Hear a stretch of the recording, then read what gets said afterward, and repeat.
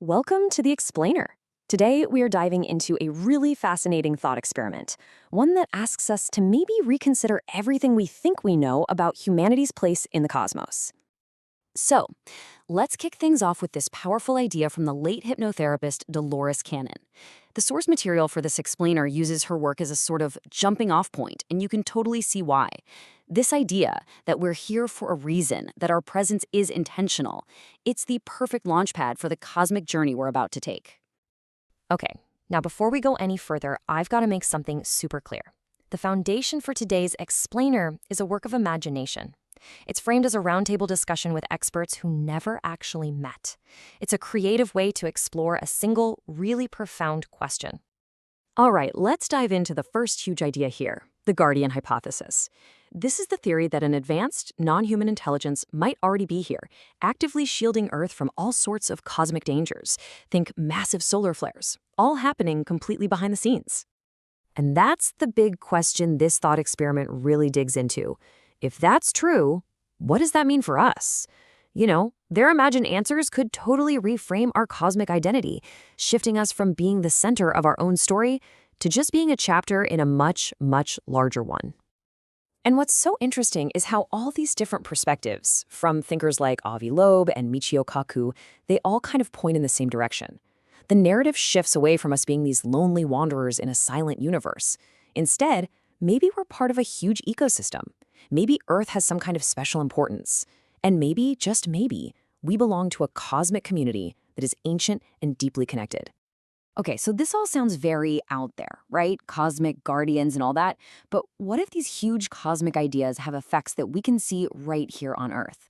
The source material grounds this theory in a really fascinating ecological mystery, asking a simple question. How can something happening 93 million miles away actually affect life right here? I mean, it sounds like a trick question, doesn't it? But a direct line is drawn between the two. The idea connects the really intense solar activity we've been seeing with some strange and disruptive events happening in our own ecosystems. It just goes to show how sensitive our planet really is to cosmic weather. And here's how it all connects, like a series of dominoes falling. A huge burst of energy from the sun creates a heat anomaly on Earth. This puts incredible stress on our forests, which causes the acorn harvest to fail. And when that key food source vanishes, hungry wildlife, like bears, get pushed into our neighborhoods. It's a perfect example of how we're all in this delicate dance with the cosmos, a force that can ripple all the way down to our own backyards. So, think about that for a second. If a natural event, like a solar flare, can have these kinds of hidden effects, what happens if there's a conscious intelligence involved? What if we are being deliberately protected? Well, that leads us straight into a massive ethical dilemma. You've got these two powerful forces clashing, right? On one side, you have our basic human right to know the truth. On the other, you have this deep-seated need for stability and the fear of shattering the very systems we all depend on. Which one is more important? This imagined quote from Neil deGrasse Tyson just nails the pro-transparency argument, doesn't it? The idea is simple.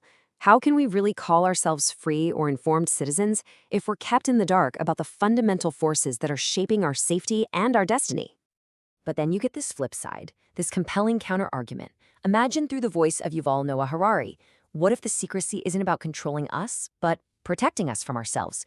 What if there's a truth so profound that it could shatter the myths and the stories that hold our fragile civilizations together? Okay, so if you thought that was deep, hold on, because this is where the whole idea takes a really wild, speculative turn. It suggests that this moment, this potential for contact, isn't new at all. It's actually part of a reoccurring ancient cycle that we, you and me, might have actually agreed to be a part of. 5,000 years. This number is everything to this theory. The whole exploration proposes this 5,000-year cycle of contact, and then forgetting. A cosmic clock that is supposedly hitting a pivotal, revolutionary moment right now in our lifetimes. So check out this timeline. It kind of lays out this huge, epic story.